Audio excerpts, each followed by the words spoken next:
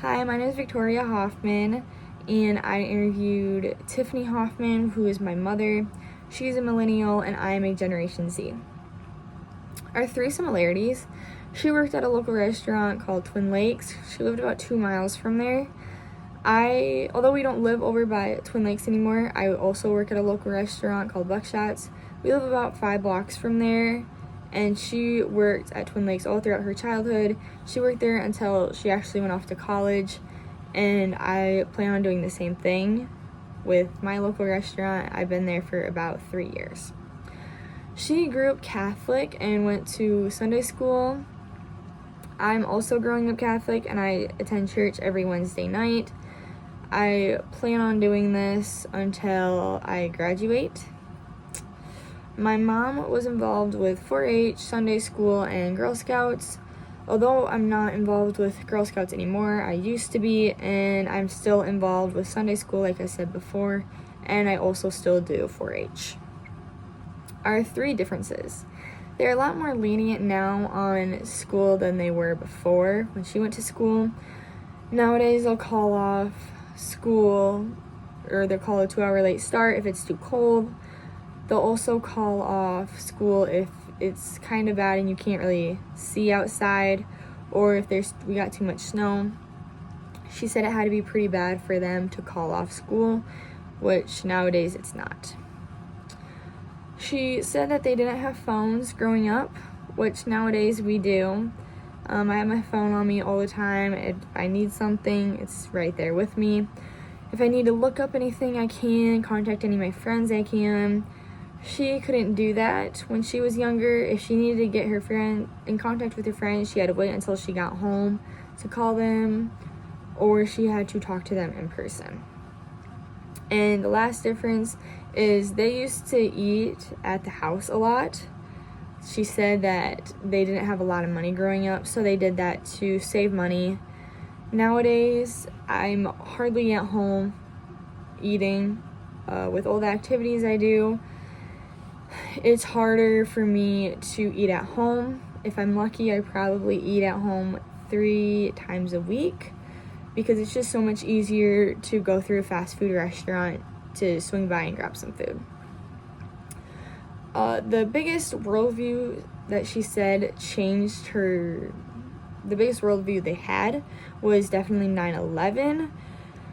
No one thought that our own planes was going to affect our own soil, as she said.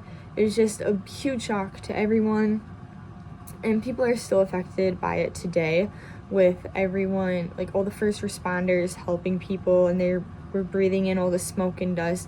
It's still affecting all of them today. For the questions, the questions that interested me the most was number 2. What was your relationship like with your parents? How did you spend quality time with your family, any siblings, and extended family? She responded, she grew up with her sister and brother. Her mom and dad worked jobs in towns. They went to holidays and family reunions. I always thought that my mom did a lot more than what she described. She said that they didn't go anywhere. They always were on the farm, or if they did go somewhere, it was always work, which isn't very much fun. She said sometimes they'd go over to her friends, but most of the time she couldn't because her parents weren't willing to drive her over there. Question 13 also shocked me, and that was if you were to go back, would you work at a fast food place now that McDonaldization has taken place? I figured she would take a little bit of time to respond with this, but she replied instantly with no. She works at a family restaurant, and she loves talking to people and having character at places. She said she doesn't like the factory type setting where everything is the same each place you go.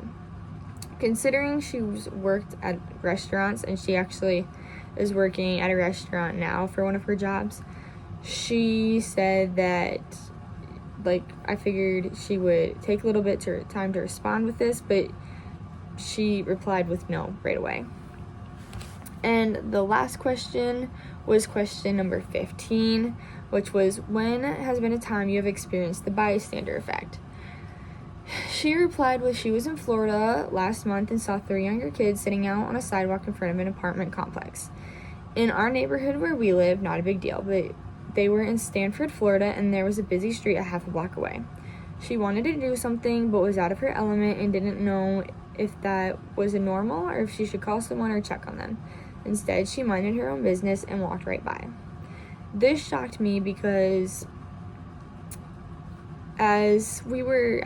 when we were younger, for the bystander effect, we always got told it was always about bullying, and that's all I've really focused it on. I've never really put it into perspective this way, but now that she brought it up, I'm glad she did, because it's kind of like changed my perspective on things.